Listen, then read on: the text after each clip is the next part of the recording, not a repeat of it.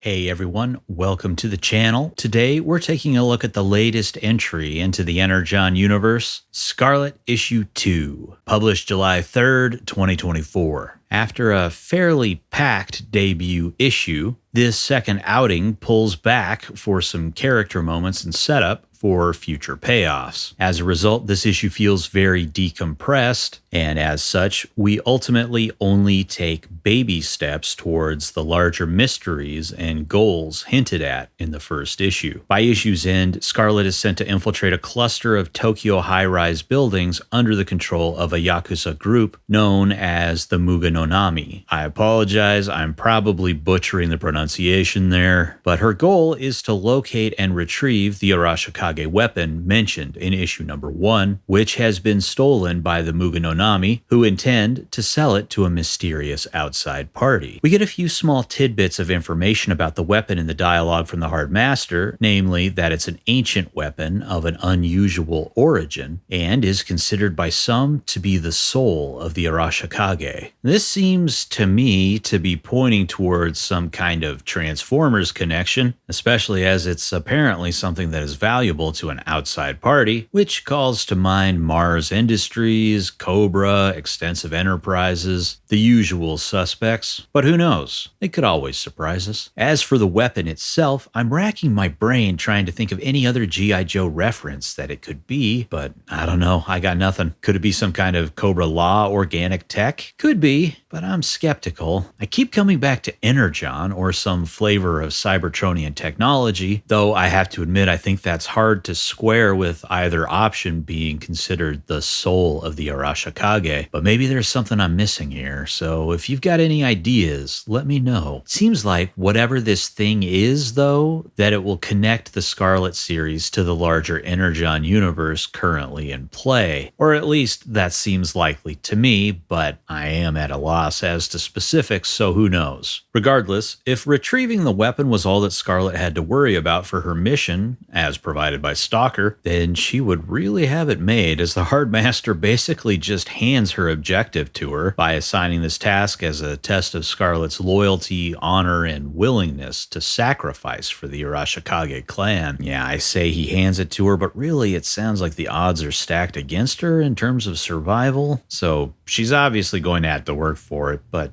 you know what I mean. Nevertheless, there's a whole other dimension to her mission that involves fully infiltrating the Arashikage clan to recover Jinx, which seems to be an official part of her mission, though it also kind of seemed like it might take a backseat to the weapon. At least that's my takeaway from the conversation with Stalker from the first issue, but it's clear Scarlett is prioritizing the extraction of her friend above all else. I thought that personal dimension to Scarlett's mission would make for an interesting story, and we're already starting to see it take shape here. I'll be curious to see how this plays out. Will we see, for example, Scarlett in a position of being able to retrieve the weapon at the cost of leaving Jinx behind? Obviously, she wouldn't do that, but it's the kind of internal struggle that could be interesting to see, really help spice up the story. And that's assuming that everything we know is as straightforward as it appears. The true nature of the Hard Master's test may not be what it seems, and I'm not fully convinced that this series will see a happy reunion with Scarlett and Jinx. I could see the two of them finding themselves on opposing sides by the end of this, even if just temporarily, but maybe I'm wrong. I'd be fine with it not being anything like that. Point is, there's still a little bit of mystery in terms of how all of this is going to come together in the end. There's just gotta be something more with Storm Shadow, right? Seems too important of a character, but I don't know what that might be. The back half of the book is certainly more dialogue heavy and character focused, but there is a fair amount of action early on in issue 2 as well, and this sequence where Scarlett escapes confinement is executed in a pretty satisfying way, in my opinion. There's nothing quite as intricate as the double splash from the first issue,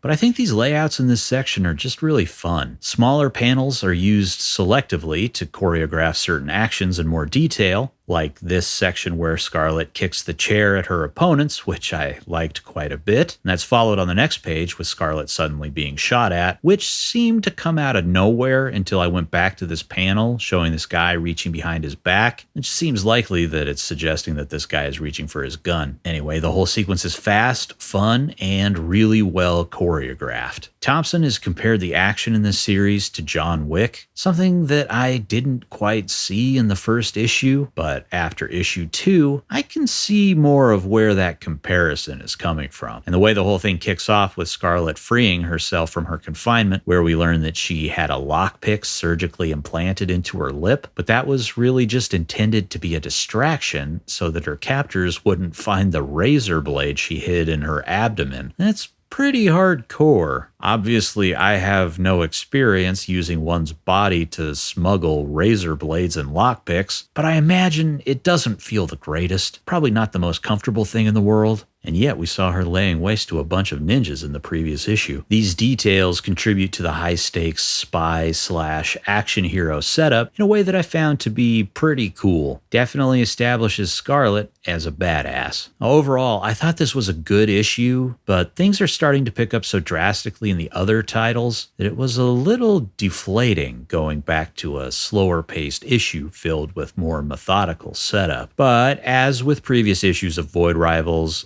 I don't think it'll really be noticeable when read as part of a collection. It'll probably come across just fine. I'll be curious to see if Destro number 2 also pumps the brakes for a somewhat quieter issue when it's released. There's nothing wrong with that necessarily. It just makes the wait between issues when you're reading on a monthly basis more pronounced. Obviously, I'm intrigued by what the weapon is and how Scarlett will fit into the Energon universe as a whole, but again, as with Void Rivals, I just need to remember to slow down and enjoy the ride. A lot of my curiosity about how this series fits into the Energon universe comes down to where we've been and where we're going. While I'm enjoying Destro and looking forward to seeing where that series ends up, we've seen the character in Duke and Cobra Commander, so we kinda already know how he fits into the universe and likely how he will fit in moving forward. And that's not necessarily the case here with Scarlett. Skybound recently announced G.I. Joe number 1, the start of a new ongoing series, which will launch in November, so pretty much right after Destro and Scarlett wrap up, and there's nobody from the Scarlett miniseries in sight. And I find that curious. It makes me wonder what might happen in this series and what the future might hold for these characters. Will Storm Shadow, Scarlett, Jinx, and the Arashikage continue to kind of exist in their own little pocket of the Energon universe? Or is this just a bit of sneaky marketing? I mean, Flint and Lady J aren't pictured on the cover to G.I. Joe 1 either, so that's got me wondering if it's possible that Scarlett might be on the second team that Hawk formed, and that's kind of complicated by the fact that it was Stalker who brought Scarlett in on this mission, and he's a part of Duke's team, though I don't know, maybe Stalker's on both teams? I have no idea. It's all just speculating and guesswork right now. But speaking of the second team and speculation, what do you think the odds are of the second team being named Action Force? It could be a fun little nod to the UK iteration of G.I. Joe. I'd be into that personally. Anyway, that's all from me on Scarlett issue 2. Like I've already said, it was a good if somewhat light issue. Still, there's plenty of stuff here to keep me engaged and looking forward to the next chapter. Leave me a comment with your thoughts on the issue and any theories you might have as to what the Arashikage weapon might be. Hit the thumbs up button if you liked the video, and subscribe to the channel if you haven't already for more Energon Universe coverage. Thank you for watching this. It's always appreciated. I hope you have a good rest of your day, and I'll see you next time. Goodbye.